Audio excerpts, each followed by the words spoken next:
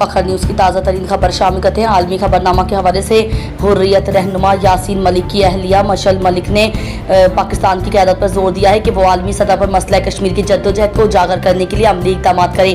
कश्मीरी अवाम को उनके हक खुददारियत से महरूम रखा जा रहा है और आलमी बरादरी की तरफ से मुकम्मल खामोशी इस जुल्म और बर्बरियत को तक़वियत दे रही है। अक़वाम मुत्तहिदा मकबूजा कश्मीर में इंसानी हुकूक की खिलाफ वर्जियों का नोटिस ले और अपनी करारदादों के जरिए मसला कश्मीर के हल के लिए अमली इक़दाम करे।